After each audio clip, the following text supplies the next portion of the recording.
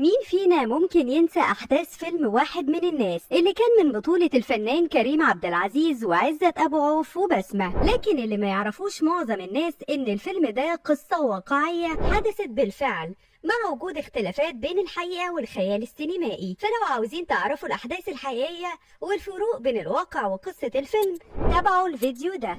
يعتبر فيلم واحد من الناس من أجمل الأفلام اللي قدمها الفنان كريم عبد العزيز في مسيرته الفنية مع الفنان عزت أبو عوف والفنانة بسمة ومنة شلبي وأحمد راتب وغيرهم من الفنانين الكبار.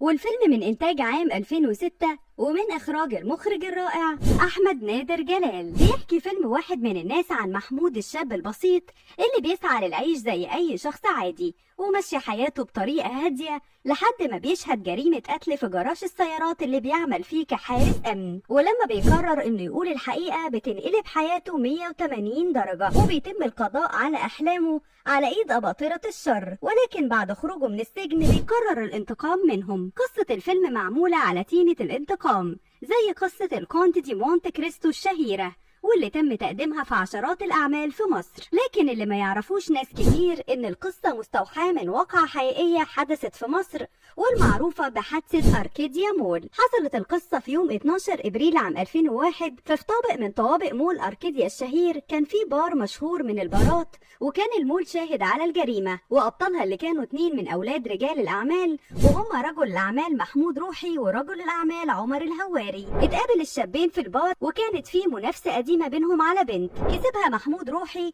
فحصل في اليوم ده خناقة انتهت بالقضاء على محمود روحي بالطعن بمطوة في القلب على ايد عمر الهواري زي ما حصل في الفيلم. لكن الفيلم خلى جريمة القتل تتم عن طريق عيار ناري، وزي ما حصل في الفيلم ساب عمر الهواري المكان وهرب، وبعدها حاول انه ينسب الجريمة لواحد من افراد الامن المتواجدين جوه البار، وجاب شهود زور يؤيدوا قصته. ولكن كان في شهود شهدوا بان الهواري هو صاحب الطعنة والسلاح الابيض اللي تمت بيه الواقعة. الجريمة كانت في ديسكو بومودورو واللي مش بيدخلوا الا اعضائه، وهم نفس اعضاء شرطة ستايل للمشاريع والامتيازات برسم عضوية 20,000 جنيه، بما ان رواده من رجال الاعمال، ومبلغ 20,000 جنيه كان رقم كبير في سنة 2001. محمود روحي كان رجل اعمال شاب عنده 37 سنة وصاحب شركة ليموزين لتأجير السيارات، وعمر الهواري كان صاحب شركة استيراد وتصدير. وحصلت الجريمة الساعة 3:30 الفجر. اما عن رجال الامن في المكان فالمول بيحرسوا 150 شاب متوزعين على 3 ورديات بيقوموا بتأمين المول كله، ما عدا صالة بومودورو واللي ليها البودي جارد المخصص بتاعها، وممنوع من الأمن الاقتراب من الصالة اللي وصفوها بصالة أولاد الزوات.